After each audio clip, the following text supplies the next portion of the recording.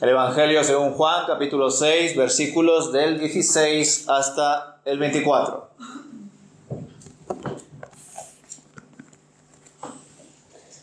Al atardecer, los discípulos de Jesús bajaron a la orilla del lago para esperarlo. Pero al ver que caía la noche y que Jesús aún no había vuelto, subieron a la barca y comenzaron a cruzar el lago rumbo a Capernaum. Poco después se levantó un viento fuerte sobre ellos y el mar se agitó mucho. Habían remado unos 5 o 6 kilómetros cuando de pronto vieron a Jesús caminando sobre el agua en dirección a la barca. Estaban aterrados, pero él exclamó: «No tenga miedo, yo estoy aquí». Entonces lo recibieron con entusiasmo en la barca y enseguida llegaron a su destino. Al día siguiente, la multitud que se había quedado en la otra orilla del lago se dio cuenta de que los discípulos habían tomado la única barca y que Jesús no había ido con ellos. Varias barcas de Tiberias arribaron cerca del lugar donde el Señor había bendecido el pan y la gente había comido. Cuando la multitud vio que ni Jesús ni sus discípulos estaban allí, subieron a las barcas y cruzaron el lago hasta Capernaum para ir en busca de Jesús. Pues hasta aquí, hermanos, la palabra del Señor. El domingo pasado reflexionamos en cómo el Señor Jesús alimentó a miles y miles de personas con tan solo 5 panes y 2 pececillos, que un muchacho llevaba consigo en medio de la multitud. Tras esta señal milagrosa, muchos de los presentes que habían comido panes y peces hasta saciarse y que habían visto incluso que había sobrado comida, quisieron llevarse a Jesús a la fuerza para hacerle rey según sus propios deseos y expectativas. Ante el tremendo alboroto que hubiese generado tal acto, si el propio Señor lo hubiese consentido, Jesús decidió marcharse solo al monte para buscar refugio en su Padre y estar en comunión con Él. Al menos este dato lo extraemos a la hora de comparar este suceso con el testimonio que nos aportan los otros evangelios. Pues según la narrativa del Evangelio según Juan, Jesús aparentemente se marchó sin avisar a nadie, ni tampoco sin dar alguna orden, alguna pauta concreta a sus discípulos para que la puedan llevar a cabo durante su ausencia. En ese sentido, este Evangelio contiene una exposición de los hechos muy concisa e inmediatamente se nos informa que los discípulos, al llegar la tarde, decidieron bajar al mar de Galilea para tomar una barca y navegar al otro lado del mar y llegar de esta manera al siguiente destino, Capernaum. Recordad que antes estaban en Tiberias. Y como vieron que llegando ya la noche Jesús no aparecía por la orilla, decidieron emprender el viaje ellos solos. Nada más comenzar con el viaje, experimentaron un fuerte viento sobre ellos y el mar se encontraba muy agitado por esa razón. Pese al tiempo adverso, los discípulos de Jesús continuaron con su navegación y cuando ya habían recorrido, en las versiones más textuales, 25 o 30 estadios de distancia, lo que equivale a 5 o 6 kilómetros aproximadamente, vieron a Jesús andar sobre el mar. Y naturalmente se asustaron en gran manera, pues habían dejado atrás hace bastantes kilómetros, hace bastante tiempo, la orilla, y no había forma humana de que una persona estuviese andando sobre las aguas como si estuviese andando sobre un camino cualquiera en la tierra. Pero es que el Señor no solo era meramente un hombre, sino que también era Dios, y ellos todavía no habían comprendido esa realidad. Y a estas alturas, por más que habían contemplado milagros y señales de Jesús, aún les quedaba mucho por comprender. Aún no habían entendido que Jesús es Dios, que en Él fueron creadas todas las cosas, que Él es el primogénito de la creación, y como dice el texto de Job, capítulo 9, versículo 8, Él solo extendió los cielos y anda sobre las olas del mar. Es decir, ninguna limitación física había para este Hijo del Hombre, que hace un momento había multiplicado los panes y los peces, y que en este instante del texto se encontraba caminando sobre las aguas. Desde luego los apóstoles se habrán quedado estupefactos ante una escena tan impactante y única, pero en cuanto reconocieron la voz del Señor al hablarles Jesús a sus discípulos para que no temiesen, pues ellos se tranquilizaron.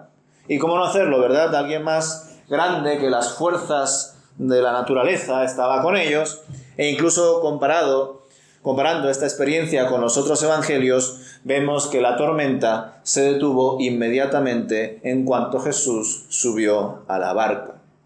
Es más, acto seguido llegaron a su destino, que era Capernaum.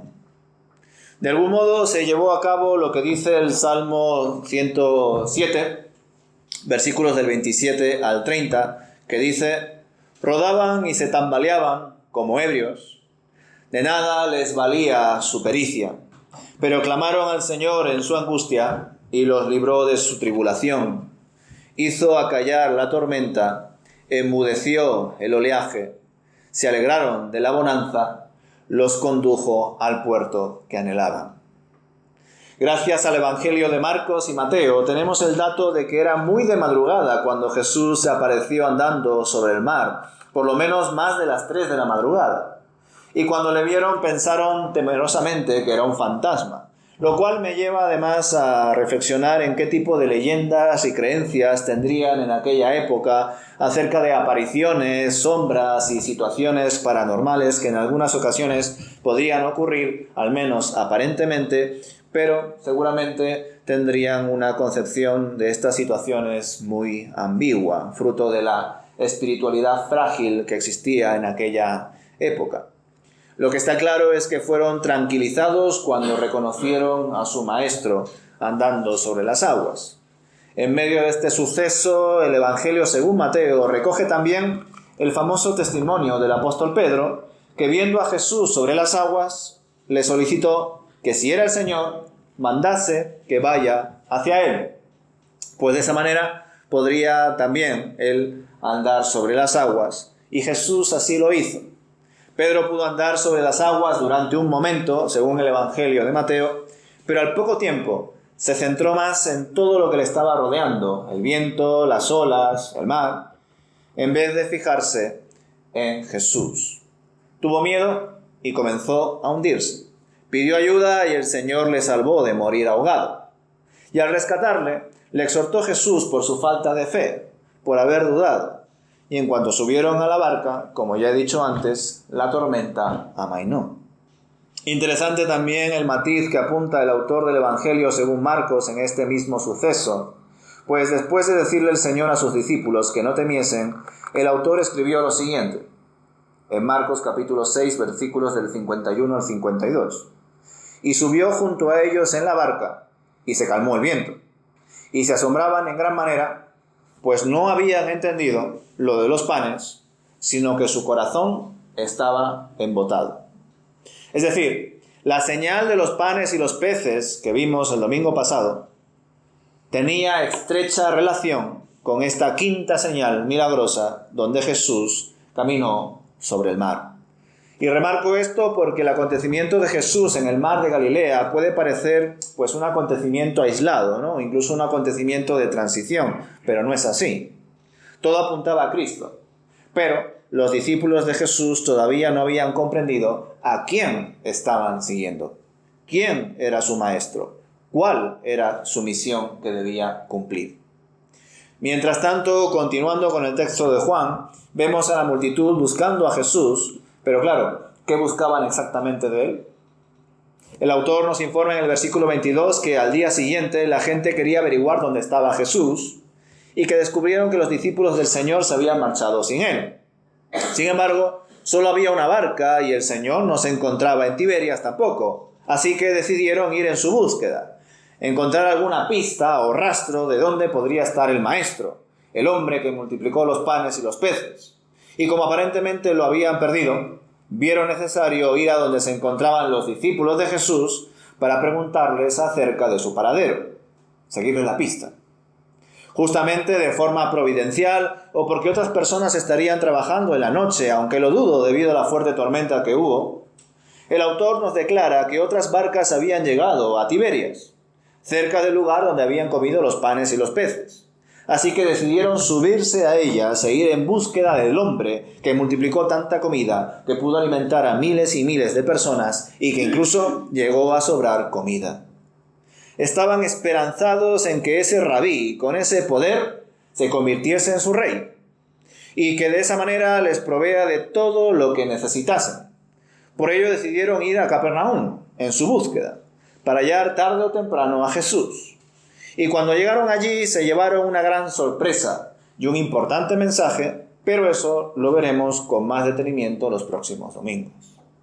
Mientras tanto, reflexionemos en las diferentes aplicaciones que podemos extraer de estos versículos que hemos leído hoy, junto con la información adicional que nos aportan los otros evangelios en relación al acontecimiento de Jesús andando sobre las aguas. El domingo pasado, durante la presidencia de la alabanza, nuestro hermano Augusto mencionó el tema del miedo, y como todos en algún momento de nuestra vida lo hemos experimentado. Pero gracias a Dios tenemos seguridad en Él, y podemos vivir confiados por medio de la fe. Y desde luego en medio de las grandes olas que experimentaron los discípulos de Jesús en esta escena, pues ellos habrán tenido un gran temor, junto con la aparición de una persona en medio de la oscuridad, en medio de la madrugada, en medio de las olas y del viento. Pues imaginaos, ¿no? No obstante, luego sintieron tranquilidad al descubrir que era el Señor Jesús el que estaba enfrente de ellos, y no un fantasma o un ser extraño. Y como no, la información adicional que nos aporta Mateo acerca de que Pedro también quiso caminar sobre las aguas es muy oportuna de mencionar para esta reflexión. Pues según este texto, Pedro pudo caminar sobre el mar de Galilea durante un momento, como he dicho antes, yendo en dirección al Señor, pero en cuanto prestó más atención a todo lo que le estaba rodeando, tuvo miedo y comenzó a hundirse, pidiendo ayuda a Jesús y siendo rescatado por él y exhortado por haber dudado. ¿Y cuál es la gran aplicación de todo esto para nosotros? Que en medio de las circunstancias adversas, las situaciones difíciles, a menudo ponemos nuestra mira en esas cosas que lógicamente nos afectan y que éstas equivalen a las grandes olas y los fuertes vientos que estaban experimentando los discípulos en el mar de Galilea. Y son, hermanos, en esos momentos donde más debemos recordar la importancia de poner nuestros ojos en Jesús y no permitir que aquello que nos rodea nos quite la atención de lo principal de nuestra vida, Cristo. Y cuando somos capaces de mantener esa prioridad en nuestras vidas, no solo nuestras circunstancias se convierten en más asequibles y manejables, incluso secundarias, sino que también aprendemos lo que el Señor va a realizar en nosotros por medio de esos contextos complicados, problemas laborales, familiares, salud, lo que sea. Pues el Señor siempre está obrando y trabajando en su iglesia, en su reino, en nosotros. Y no hay nada que el Señor no pueda utilizar para cumplir su propósito en nosotros. Así que, Señor y Padre, hágase tu voluntad. Enséñanos a verte a ti en medio de las pruebas, porque ellas nos dan dominio propio, nos dan paciencia, nos dan sabiduría, nos ayudan a aumentar la fe. Fijaos cómo cambian las cosas. El mundo, ¿qué es lo que busca? Entre otras muchas cosas, pues huir del dolor, del sufrimiento, de las situaciones difíciles. Y nosotros evidentemente tampoco nos regodeamos en ellas, no somos masoquistas. Pero, a diferencia de ellos, sabemos que hay un gran elemento pedagógico a través de esas situaciones dolorosas, enfermedades, problemas familiares, laborales y demás. El Señor nos está formando a través de ellas y además, si somos capaces de mantener nuestros ojos en Jesús en medio de esas situaciones, más aún. No obstante, al igual que con Pedro, el Señor sabe que en nuestros casos personales, pues muchas veces en vez de fijarnos en la cruz, en vez de fijarnos en Jesús, nos fijamos en las olas, en los vientos, en el mar, en que nos podemos hundir, en que nos podemos caer. Pero Dios quiere que nos fijemos en Él. Y si nos fijamos en Él, grandes cosas pasarán. El problema es que a veces quitamos los ojos de Jesús. Por consiguiente, hermanos, ¿qué haremos? ¿Qué haremos cuando las tormentas lleguen a nuestras vidas? Pues buscar más del Señor, aferrarnos más a Él, orar, clamar, aumentar nuestra fe. Eso es lo que debemos hacer. Siempre con la propia ayuda y las propias fuerzas que el Espíritu del Señor nos ofrece, pues como dice la palabra, el Señor no permitirá que seamos probados más allá de lo que podamos soportar. Y en efecto, los imprevistos y los momentos difíciles forman parte de la vida. Pero si tenemos a la vida que es Cristo, y la certeza de que nada nos puede separar de Él por cuanto somos suyos y Él no puede perder nada, ¿de qué temeremos? Y si tememos, ¿hay solución en medio de esos problemas, en medio de ese temor? Pues claro que sí. En Cristo siempre hay respuesta. En Cristo siempre hay solución. Él está dispuesto a recibirnos, a tomarnos de la mano, como lo hizo con Pedro, a rescatarnos en esos momentos de especial debilidad, donde a veces caemos, donde a veces dudamos, donde a veces, pues, desgraciadamente dejamos a Dios en un segundo plano. Y cómo no, hermanos, ante esas situaciones Dios obra y nos ayuda, incluso nos educa a depender más de Él. Nos invita a ser llenos de su Santo Espíritu. Por otro lado, hermanos, teniendo en cuenta los breves versículos que hacen referencia a cómo la multitud buscaba a Jesús de forma dramática, desesperada, debemos de pensar en por qué razón se encontraban buscando al Señor. ¿Verdaderamente lo hacían porque habían entendido el significado de las señales que había realizado el Señor hasta ese momento? ¿Verdaderamente creían que Él era el Cristo? Como seguramente más de una vez habréis escuchado, cuando una persona nos señala con un dedo, ¿verdad?, con su dedo algo que desea que veamos en ese momento, no lo hace para que nos quedemos mirando el dedo, sino para que miremos a la dirección en la cual está apuntando con su dedo, ¿verdad? Pues del mismo modo, muchas personas que buscaban a Jesús en ese momento no le buscaban porque sabían quién era, sino por las señales que hacía. Y dichas señales no estaban hechas para que la gente se centre en ellas y contemple milagros y ayudas humanitarias y prodigios simplemente porque sí, sino para que vean que Jesucristo era y es el Hijo de Dios, el Cristo. Del mismo modo, hoy en día algunas personas pueden ser así. Se acercan a Dios no por lo que Él es, sino por lo que Él les puede aportar. Es decir, no van a la iglesia, no acuden al Señor, no leen su palabra porque le aman de verdad, porque quieran deleitarse en Él y obedecerle, sino que se acercan para obtener de Él algún beneficio que les interese.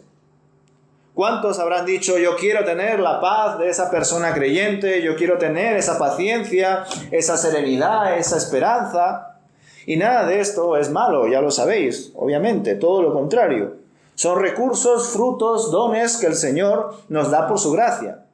Pero no debemos acercarnos a Dios por la paz que nos ofrece, sino porque Él mismo es el que se ofrece por medio de su Hijo, de forma completa, y es a Él a quien necesitamos de verdad. Y no solo una parte de Él o algo de Él que nos pueda aportar y que nos pueda valer, pues eso no es amor, hermanos. Eso es interés. Eso es un salvoconducto. Eso es un comodín. Y Dios no es nada de eso. Eso no es buscar a Dios de todo corazón, con el fin de servirle y cumplir con su voluntad. Eso es utilizarle.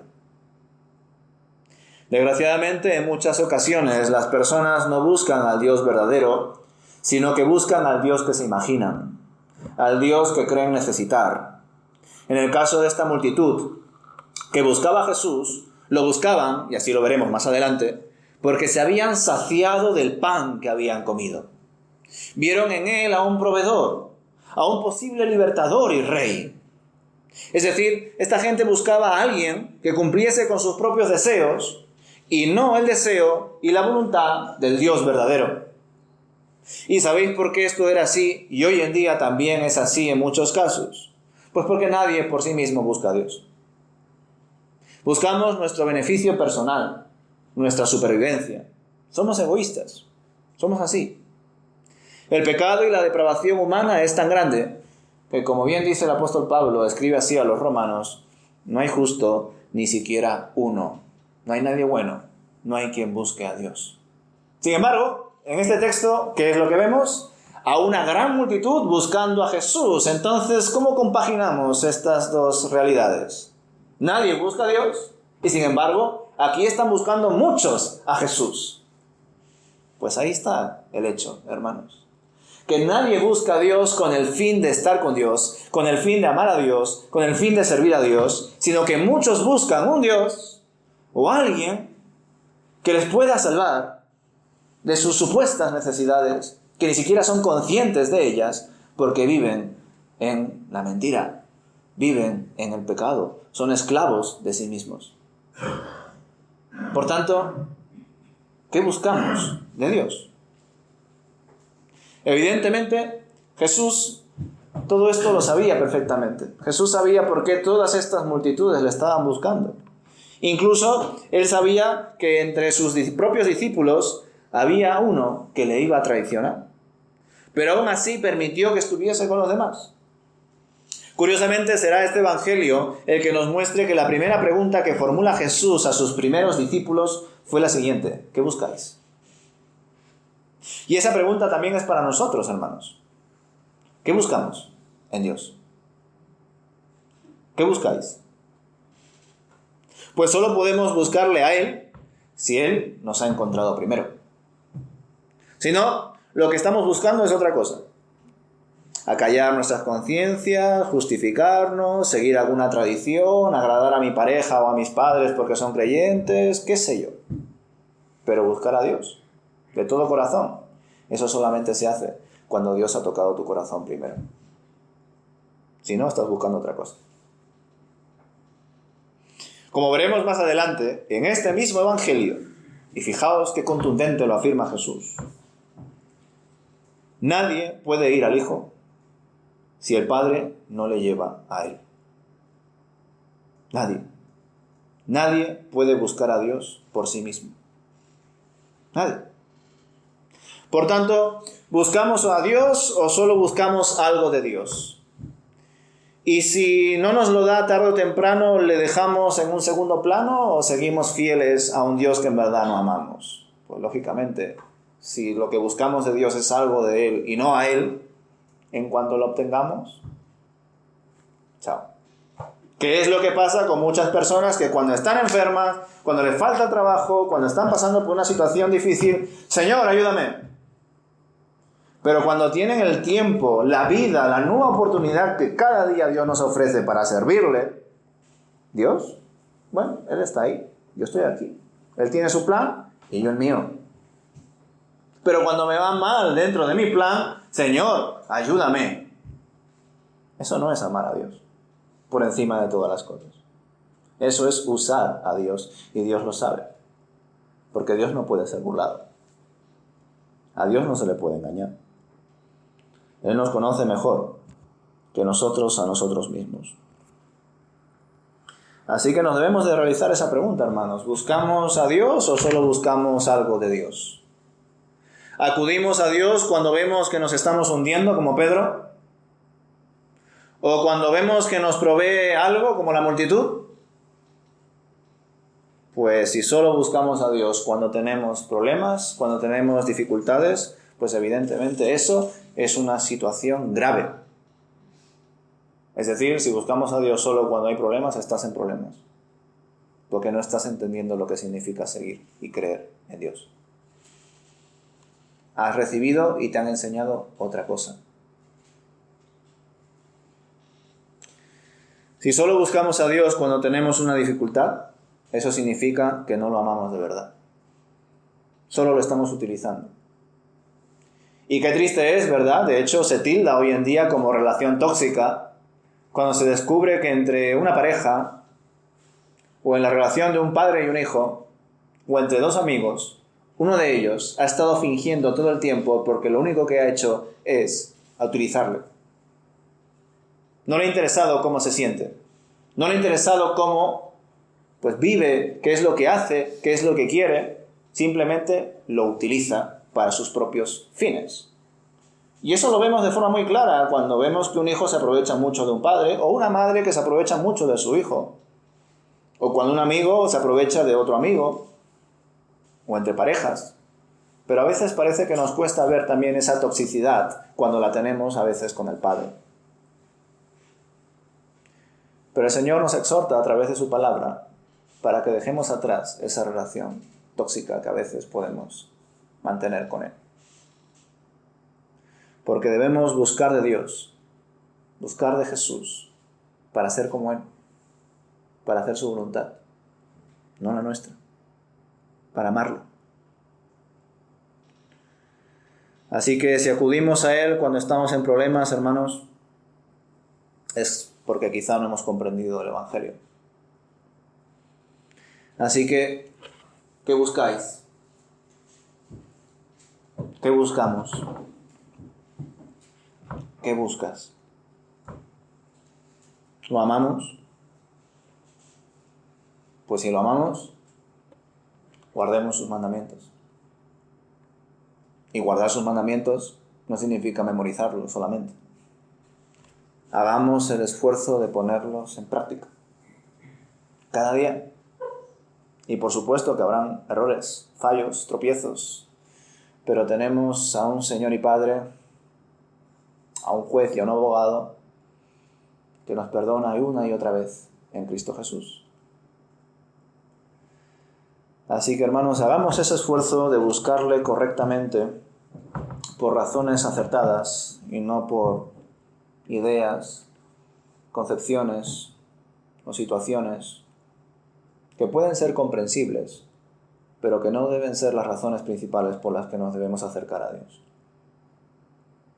Y qué curioso que este Evangelio comienza así, con los primeros discípulos de Jesús yendo a por Él y Jesús preguntándoles: ¿qué buscáis?